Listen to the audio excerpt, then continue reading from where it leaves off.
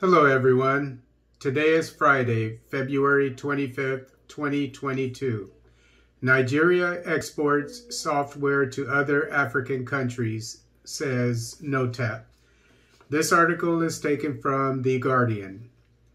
The Director General of the National Office for Technology Acquisition and Promotion, Dan Azumi Ibrahim, has said Nigeria is now exporting software across Africa, stressing the need to develop a policy to regulate the importation of software content.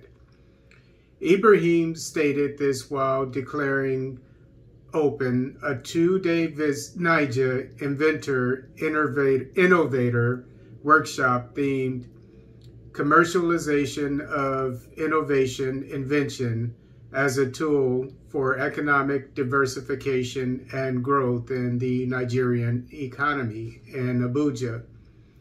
The DG noted that developed countries are enjoying royalties because they are able to protect and commercialize their research and intellectual assets. According to him, no country can develop without paying critical attention to innovation. He said that the agency was working with the Association of Nigerian Inventors, ANI, to sensitize people on the importance of patenting their inventions and innovations to ensure commercialization. Ibrahim stated that Nigerian researchers and members of ANI have demonstrated competence and desire to make their presence felt in the Nigerian market through commercialization of their inventions and innovations. He encouraged members of ANI to file for a patent through NOTAP to ensure that their inventions are protected. Chief Registrar, Trademarks, Patent, and Design Registry, Stella Ezenduka, in her paper titled Importance of Trademarks in Product Development and Marketing, said the importance of patenting inventions and innovations cannot be overemphasized, as patent gives the owner the exclusive right and monopoly to financially exploit their inventions for 20 years. She lamented that Nigerian researchers have lost fortunes by exposing their inventions before filing for a patent, adding that copywriting of intellectual works offers the owner the opportunity of recouping their investments in research. Hopefully, this Nigerian patenting opportunity is offered to all Africans. I would think that it would. I think it would be a good idea if they made it international, at least African, because not only are Nigerians coming up with many software inventions or more than likely innovations more than inventions, but software innovations, but Kenyans, other, Zimbabweans, perhaps other Africans, Americans too. And so I hope that they make it Pan-Africanist. And I'll give you an example. Years ago, sometime, I don't know the exact year, but I'm assuming somewhere around 20 years ago, maybe even more, but I'm guessing about 20 years ago, there was a black young lady, African-American, who came up with an innovation, and it was it ended up becoming, if I remember correctly, the, what is it, iPod, I think it was, the iPod, where you could download music, and it was the successor of software that was, I don't know if you would call it invented or innovated. I don't know, whichever one it was. I think it was called Napster. Yeah, actually it was called Napster in the 90s. And the young man who invented it, he got sued a lot because he was,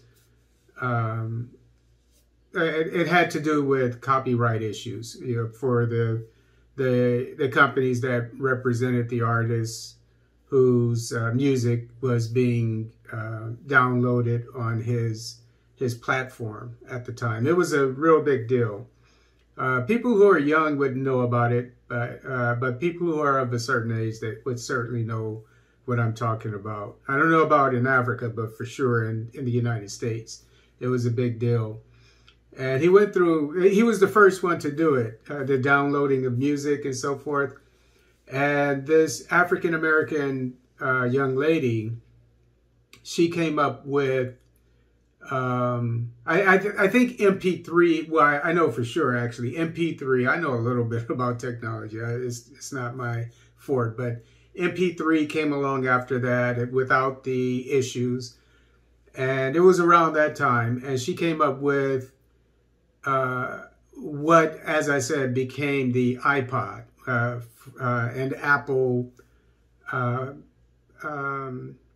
capitalized on it. And what happened, according to her, and I believe it, I couldn't find it on the internet, but I saw the interview that she gave. And after I tell you, before I tell you basically what happened during the the meeting, I will say this. She basically said, she threatened actually Apple. It was Steve Jobs when he was alive. She said, if you don't believe what I'm telling you, she said that she made this accusation, but Apple, Steve Jobs didn't come after her. She said, let them come after me if I'm lying. And so basically what happened was, with her innovation, she went into a meeting with Steve Jobs, according to her, and there were a few people in the meeting with the two of them.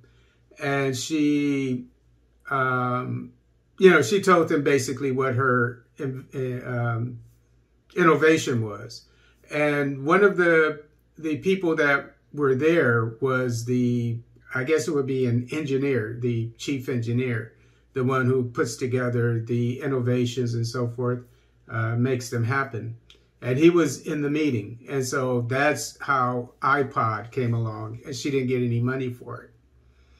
And so that's why I say, hopefully it's a Pan-Africanist platform or opportunity that the Nigerian government offers.